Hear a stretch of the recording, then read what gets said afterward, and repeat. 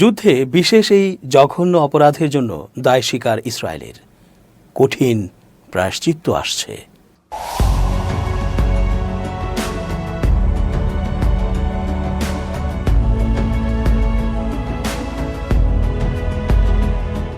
আসসালামু আলাইকুম প্রিয় দর্শক, আমন্ত্রণ আজকের আলোচনায়। চেঞ্জ টিভির আন্তর্জাতিক চোখ অনুষ্ঠানে এস.জি. রতন স্বাগত জানাচ্ছি। আমরা বহু ঘটনা দেখেছি, জেনেছি, পড়েছি যে ইসরায়েলি সৈন্যরা আর যুদ্ধ করতে চাচ্ছে না, যুদ্ধ করবে না বলে নিজের জীবন নিজেই নিয়ে নিচ্ছে। আরও দেখেছি ইসরায়েলিরা যুদ্ধ বন্ধে নেতানিয়াহুর বাড়িতে হামলা করেছে, দেশে বিক্ষোভ জানিয়েছে। খোদ ইসরায়েলি ধর্মভীরুরা অর্থাৎ ইহুদি ধর্মের গুরুরা পর্যন্ত গাজায় অন্যায় যুদ্ধের বিরুদ্ধে বলেছেন। প্রাক্তন ইসরায়েলি সমরপ্রধান, সমর উপদেষ্টারাও নেতানিয়াহুর গোয়ার্তুমি মার্কা বর্বর যুদ্ধের বিরুদ্ধে মতামত দিয়েছেন। আন্তর্জাতিক আদালতেও ভিন্ন ধর্মের লোকেরা ও ভিন্ন দেশ বাদী হয়ে মামলা করেছে। রায়ও এসেছে নেতানিয়াহুর বিরুদ্ধে এবং গাজায় যে চরমতম অন্যায় করা হচ্ছে, যুদ্ধাপরাধ হচ্ছে, তাও বলা হয়েছে। নেতানিয়াহুর বিরুদ্ধে গ্রেপ্তারি পরোয়ানাও জারি হয়েছে। সর্বোপরি গাজায় যে হত্যা ও ধ্বংসযজ্ঞ চালানো হয়েছে এবং এখনও হচ্ছে তা নিয়ে কারো কোনো দ্বিমত নেই। শুধু আমেরিকা আর তাদের কিছু কাছের দোসর রাষ্ট্রের কাছে নিজেদের লজ্জা বিসর্জন দিয়ে মুসলিম দেশগুলো বোবার মতো আঙুল চুষছে বলে এই অবস্থা এখন গাজার। গাজার যে কোনো একটি দৃশ্য দেখুন আর ভাবুন, পৃথিবীতে কি এমন কোনো শক্তিশালী অথরিটি নেই যারা এই দৃশ্য দেখার পর সম্পূর্ণভাবে ইসরায়েলকে এক ঘরে করে দেয় এবং এই ধ্বংস ও হত্যাযজ্ঞ শুরুর সময়ই তা বন্ধ করতে বাধ্য করে? গাজাকে দেখে আর কোনো রাষ্ট্রের কি হাতে চুড়ি পরে ইসরায়েলের পায়ে পড়ে নিজেদের প্রায়শ্চিত্ত করতে বাকি রাখতে ইচ্ছে করবে? লজ্জা, লজ্জা এই বিশ্বের প্রতি। ইরান সহ হাতে গোনা কয়েকটি রাষ্ট্রের চেষ্টা ব্যতীত বাকি সব রাষ্ট্রের জন্য এটা চরম অপমানের, ধিক্কারের। নিজেদের হৃদয়ে রক্তক্ষরণ হওয়ায় এবার ইসরায়েলি সেনারা আরেকটি বিষয়ে তাদের অপরাধের কথা অকপটে স্বীকার করেছে। গাজায় অভিযান চালানোর সময় ইসরায়েলি সেনারা বেসামরিক ফিলিস্তিনি নাগরিকদের মানব ঢাল হিসেবে ব্যবহার করেছেন, এমন অভিযোগ অনেকবার এলেও তা বরাবরই অস্বীকার করেছে ইসরায়েল। তবে অবশেষে দেশটির প্রতিরক্ষা বাহিনী আইডিএফ স্বীকার করেছে এই অভিযোগে সত্যতা থাকতে পারে এবং তারা বিষয়টি তদন্ত করে দেখছে। গত বুধবার এই তথ্য জানিয়েছে CNN। এবারই প্রথম ইসরায়েলি সামরিক বাহিনী স্বীকার করেছে সেনারা বেসামরিক ব্যক্তিদের সামরিক অভিযানে যোগ দিতে বল প্রয়োগ করে থাকতে পারে। এর আগে CNN-এর প্রতিবেদনে বলা হয়েছে ইসরায়েলি সেনারা নিজেদের সুরক্ষিত রাখতে সুড়ঙ্গে ও বোমা পেতে রাখা আছে এমন বাড়িতে ফিলিস্তিনিদের জোর করে ঢুকিয়ে দেওয়ার নজির রয়েছে। আইডিএফ জানিয়েছে সামরিক অভিযানে ফিলিস্তিনিদের ব্যবহার করা হয়েছে, এটা বিশ্বাস করার মতো গ্রহণযোগ্য তথ্য আমাদের কাছে এসেছে, যার ফলে বেশ কয়েকটি ঘটনার বিষয়ে পুলিশের ফৌজদারি অপরাধ তদন্ত বিভাগ তদন্ত শুরু করেছে। কয়েকটি ঘটনা নিয়ে বা কাদের বিরুদ্ধে তদন্ত চলছে সেটা নিশ্চিত করেনি সেনাবাহিনী। আইডিএফ বলেছে চলমান তদন্তের বিষয়ে কোনো বিস্তারিত তথ্য জানানো সম্ভব নয়। গত বছরের শেষের দিকে CNN-এর কাছে দেয়া সাক্ষাৎকারে এক ইসরায়েলি সেনা জানান তার ইউনিট এক ফিলিস্তিনিকে সেনাদের আগে একটি ভবনে প্রবেশ করতে বাধ্য করে। যদি সেখানে কোনো বোমা পেতে রাখা হয় তাহলে তারা অর্থাৎ ফিলিস্তিনিরা বিস্ফোরিত হবে, আমরা নয়, ব্যাখ্যা দেয় ওই সৈনিক। তিনি দাবি করেন এই চর্চা এতটাই বহুল প্রচলিত ছিল যে ইসরায়েলি সেনাবাহিনীতে এটি মশা প্রোটোকল নামে পরিচিতি পায়। তবে ঠিক কোন মাত্রায় এবং কিভাবে ইসরায়েলি সেনাবাহিনী এই কার্যক্রম চালাচ্ছিল সেটা জানা যায়নি। তবে গত বছর ওই সেনা ও 5 বেসামরিক ব্যক্তির স্বীকারোক্তি এটা ইঙ্গিত করেছে যে এটা পুরো গাজা জুড়েই চলছিল, উত্তর গাজা, গাজা সিটি, খান ইউনিস ও রাফা। মোহাম্মদ সাদ, যার বয়স 20, এই নামের এক বেসামরিক ফিলিস্তিনি CNN-কে জানান আইডিএফের সেনারা তাকে রাফায় আটক করে। তিনি বলেন তারা আমাদেরকে অনেক কিছু করতে বলতো, কোথাও কোনো কার্পেট দেখলে সেটা সরাতে বলে নিচে কোনো সুড়ঙ্গ আছে নাকি খুঁজে দেখতে বলতো, জানান তিনি। তারপর বলতো সিঁড়ি দিয়ে নেমে ছবি তুলে নিয়ে আসো।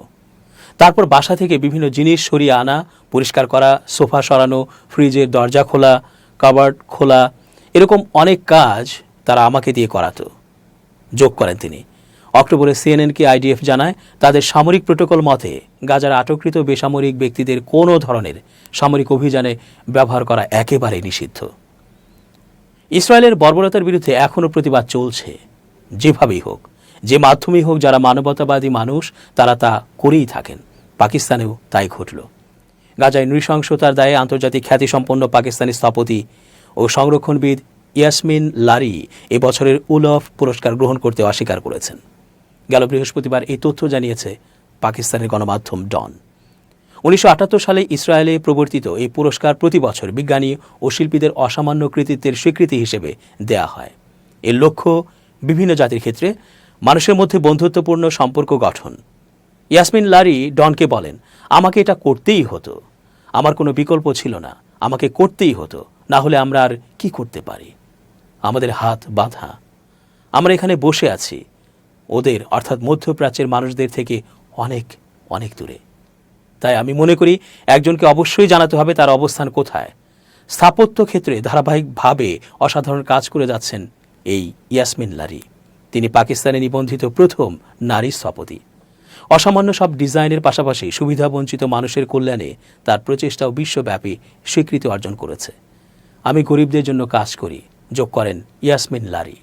তিনি কয়েক বছর আগে সিন্ধুর বন্যা কবলিত মানুষের জন্য হাজারো স্বল্প খরচের এক কক্ষ বিশিষ্ট ঘর নির্মাণে সহায়তা করেছিলেন। ইয়াসমিন লারি ইতোমধ্যে বেশ কয়েকটি মর্যাদাপূর্ণ পুরস্কার অর্জন করেছেন, যার মধ্যে রয়েছে 2023 সালের royal gold medal for architecture.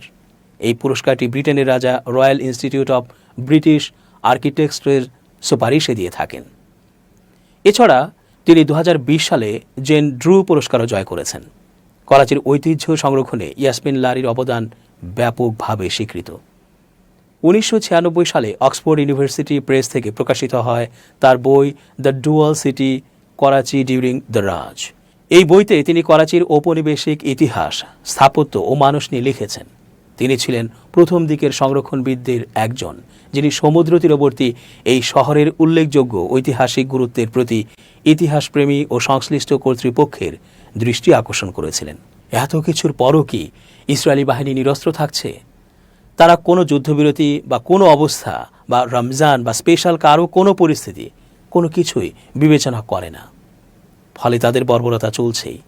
গাজায় ত্রাণ সহায়তা পৌঁছানোর রাস্তা বন্ধ করে দেওয়ার পর সেদিন 10 মার্চ থেকে উপত্যকাটির বিদ্যুৎ সংযোগও পুরোপুরি বন্ধ করে দেওয়ার সিদ্ধান্ত নিয়েছে ইসরায়েল। জিম্মি মুক্তির আলোচনায় হামাসের ওপর চাপ বাড়ানোর চেষ্টা হিসেবে দেশটি এমন পদক্ষেপ নিচ্ছে বলে ধারণা করা হচ্ছে। সেদিন সোমবার গার্ডিয়ান ও এএফপির প্রতিবেদনে এ তথ্য উঠে আসে। মানবাধিকার সংস্থাগুলো জানিয়েছে বিদ্যুৎ সরবরাহ বন্ধ হলে গাজায় খাবার পানি সরবরাহ অনেক কমে আসবে। এএফপি জানায়, ত্রাণ সরবরাহ বন্ধ করে ইসরায়েল আবারও গাজায় খাদ্য সংকট তৈরি করছে এবং বিদ্যুৎ সংযোগ বিচ্ছিন্ন করে আন্তর্জাতিক আইন লঙ্ঘন করছে বলে অভিযোগ করেছে জার্মানির পররাষ্ট্র মন্ত্রণালয়। সেদিন পররাষ্ট্র মন্ত্রণালয়ের মুখপাত্র ক্যাথরিন দেশাওয়ার বলেন, গাজায় বিদ্যুৎ সংযোগ বিচ্ছিন্ন এবং পানি সরবরাহ বন্ধের আলোচনা নিয়ে আমরা গভীর উদ্বেগ প্রকাশ করছি। এ ধরনের পদক্ষেপ একেবারেই অগ্রহণযোগ্য এবং আন্তর্জাতিক আইনের সঙ্গে অসামঞ্জস্যপূর্ণ, যোগ করেন তিনি। ইসরায়েলের জ্বালানি বিষয়ক মন্ত্রী এলি কোহেন এক ভিডিও বার্তায় বলেন, সব ইসরায়েলি জিম্মির প্রত্যাবর্তন নিশ্চিত করতে আমরা সব ধরনের উপায় ব্যবহার করব এবং যুদ্ধের পর হামাস আর গাজায় থাকতে পারবে না। ইসরায়েলের এই সিদ্ধান্তকে সস্তা ব্ল্যাকমেইল আখ্যা দিয়ে নিন্দা জানিয়েছে হামাস। সংগঠনটির রাজনৈতিক ব্যুরোর সদস্য ইজাত আল রিস্ক এক বিবৃতিতে বলেন, খাবার, ওষুধ ও পানির পর এবার গাজার বিদ্যুৎ বিচ্ছিন্ন করার সিদ্ধান্ত দখলদার গোষ্ঠীর নির্লজ্জ চাপ সৃষ্টির অংশ। সাম্প্রতিক সময়ে গাজায় বিমান হামলাও বাড়িয়েছে ইসরায়েল। সামরিক কর্মকর্তারা স্থানীয় ও আন্তর্জাতিক সংবাদ মাধ্যমকে জানিয়েছে, উপত্যকাটিতে আবার বড় ধরনের সামরিক অভিযান চালানোর প্রস্তুতি চলছে। ইসরায়েল যুদ্ধবিরতির প্রথম ধাপের মেয়াদ এপ্রিলের মাঝামাঝি পর্যন্ত বাড়ানোর দাবি জানিয়েছে এবং এর মধ্যে বাকি জিম্মিদের হস্তান্তর করানোর দাবি জানিয়ে আসছে। হামাসের হাতে এখনও অন্তত 58 জন ইসরায়েলি জিম্মি আটক আছেন বলে ধারণা করা হচ্ছে। যুদ্ধবিরতির প্রথম ধাপের মেয়াদ শেষ হয়েছে। পূর্ব আলোচনা অনুযায়ী এর পরপরই দ্বিতীয় ধাপের যুদ্ধবিরতি শুরু হওয়ার কথা। দ্বিতীয় ধাপে বাকি ইসরায়েলি জিম্মিদের মুক্তি, গাজায় স্থায়ী যুদ্ধবিরতির পাশাপাশি সেখান থেকে ইসরায়েলি বাহিনীকে পুরোপুরি প্রত্যাহারের কথা ছিল। হামাস এখনও এই পরিকল্পনা অনুযায়ী দ্বিতীয় ধাপের যুদ্ধবিরতি বাস্তবায়নের দাবি জানিয়ে যাচ্ছে। যুদ্ধবিরতি নিয়ে আলোচনার মধ্যেই ফিলিস্তিনের অবরুদ্ধ গাজা উপত্যকায় হামলা জোরদার করেছে বর্বর ইসরায়েল। দখলদার দেশটির হামলায় শিশুসহ আরও অন্তত ৮ ফিলিস্তিনি নিহত হয়েছেন। এছাড়া আহত হয়েছেন আরও অনেকে। খবর আল জাজিরার। বুধবার সংবাদ মাধ্যমটির প্রতিবেদনে বলা হয়, গাজায় ইসরায়েলের হামলা জোরদার হয়েছে এবং এতে এক শিশুসহ অন্তত ৮ জন নিহত হয়েছেন। এছাড়া জাতিসংঘ এবং অন্যান্য ত্রাণ গোষ্ঠী গাজায় প্রবেশকারী ত্রাণের ওপর ইসরায়েলি অবরোধ প্রত্যাহারের আহ্বান জানিয়েছে। প্রত্যক্ষদর্শীরা জানিয়েছেন, গাজা শহরের দক্ষিণ পূর্ব সীমান্তের কাছে নেট জারিম এলাকায় একদল ফিলিস্তিনি একটি ধ্বংসপ্রাপ্ত বাড়ির কাছে জড়ো হওয়ার পর একটি ইসরায়েলি ড্রোন তাদের ওপর হামলা চালায়। এতে বেশ কয়েকজন হতাহতের ঘটনা ঘটে।